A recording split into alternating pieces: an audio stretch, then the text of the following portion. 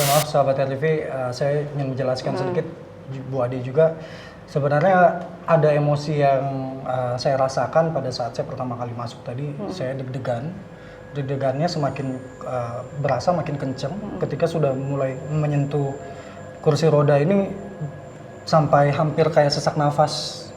Jadi kayak udah mau sesak nafas, terus kaki itu gemeteran, kepala pusing banget, dan juga kaki saya jadi lemes. Ini sampai sekarang sebenarnya saya masih gemeteran, cuma memang syuting harus tetap kita lanjutkan.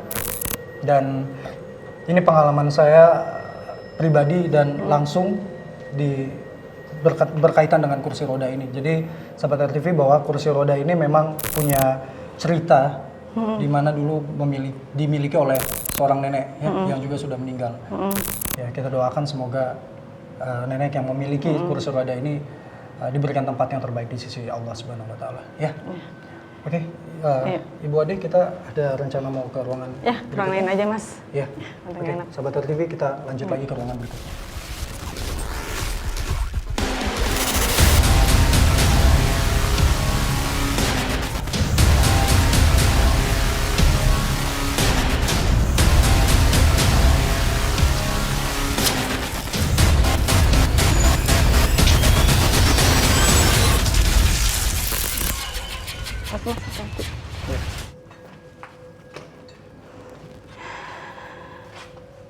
Assalamualaikum warahmatullahi wabarakatuh.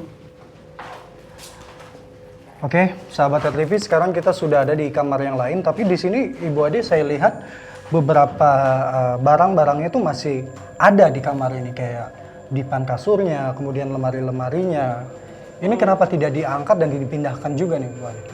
Jadi gini, Mas, kalau di tempat yang baru itu emang udah disediakan juga tempat-tempat tidurnya di sana. Jadi mereka tuh pindah ya cuman pindah aja. Paling cuma sebagian besar di bawah tuh alat-alat kantornya. Terus di sini juga, Mas, nenek-nenek lansia di sini kalau misalkan selain dirawat di saat mereka sakit pun ya mereka dirawat di sini gitu. Nggak dibawa kemana-mana karena emang di sini juga ada perawatnya ya. Jadi mereka tuh tiap hari pagi sore itu dimandikan, dibersihkan ya di sini gitu. Di ruangan ini? Ya. Terus kalau misal pun sampai parah dan tidak bisa disatukan dengan lansia yang lain, nanti disimpan di satu kamar isolasi. Kamar isolasi?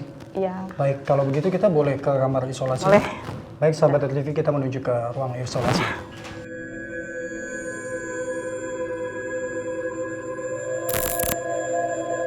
Oke, sahabat RTV, di sekitar kita saat ini, di sebelah kanan saya tepatnya ini sudah ada beberapa ruang isolasi ya, Bu Ade ya.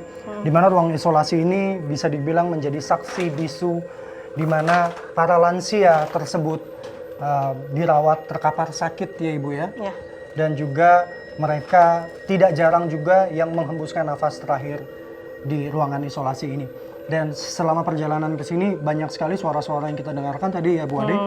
Contohnya di atas kepala kami ada suara atap yang seperti diinjak, kemudian tadi di belakang saya juga terdengar suara kayak gayung ya?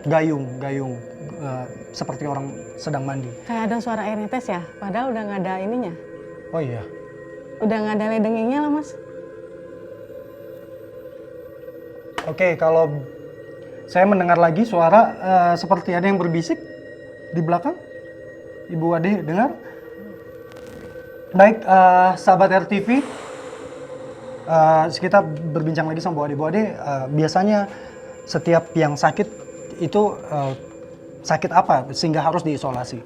Kalau jadi yang disimpan di sini tuh yang bisa menularkan, misal kayak batuk, terus flu berat, terus kadang gatal-gatal. Itu kan nggak bisa disatukan sama yang lain. Gitu. Malah sebenarnya sih jadi gini, Mas. Kalau nggak parah-parah banget gak disimpan di sini gitu. Dan yang saya suka bikin miris tuh pegawai panti suka cerita kalau sakit keluarganya tuh nggak ada yang datang, nggak ada yang nengok, terus ditelepon pun nggak nyambung, dicari alamatnya nggak ada. Jadi mereka itu kayak udah dibuang aja gitu di sini gitu. Terus kalau sampai meninggal pun ya dari panti lah yang nguburin, mau dihubungin yang nggak ada juga orangnya gitu. Ini satu informasi yang Oke, sahabat RTV, tadi kita sempat mendengar ada suara langkah kaki jalan. Mungkin kita ya, solokan. kita menuju ke ruangan lainnya saja, Bu RT. Ya, ini kamar mandi ya? Iya. Ah, ini ada kain nih, Bu RT. Ini kain apa, Bu RT? Iya kan dulu ada nenek-nenek, dia mau mandi di sini jatuh sampai meninggal. Itu kayaknya nggak dibawa itu di situ. Oh my god. Jadi ini adalah bekas kain di mana nenek tersebut meninggal dan juga jatuh. Oke.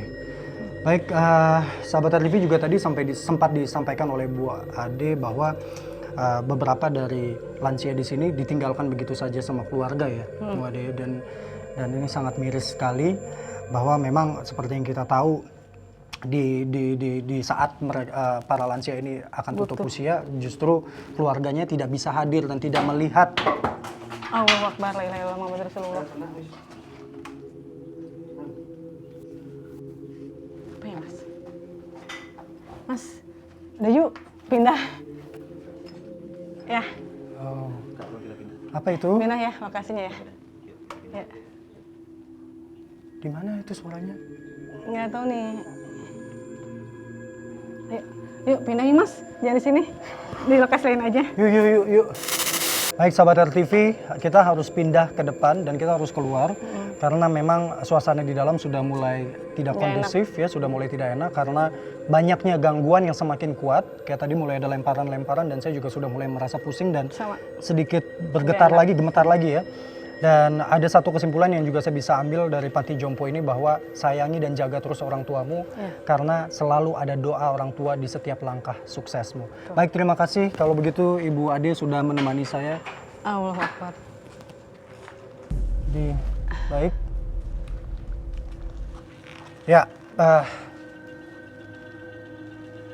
sahabat RTV, bahkan saat kita mau closing juga, saat kita mau menutup acara ini, kita masih tetap menerima gangguan yang begitu nyata ya. Baik. Allahu Akbar, la ilaha illallah Muhammadur Rasulullah.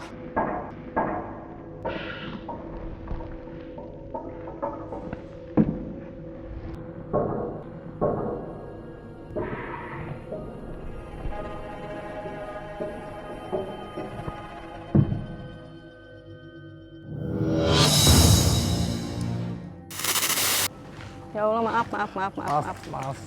Maaf, Nek. Oke, baik sahabat RTV, kalau begitu Ibu Ade sekali lagi terima kasih. Iya. Terima kasih banyak. Dan sahabat RTV, mitos itu ada karena cerita yang telah menjadi urban legend di masyarakat, namun di balik mitos ada rangkaian sejarah. Jangan mudah percaya sebelum kita bongkar di Mitos Nusantara. Saya Riki Laki, selamat malam. Mari.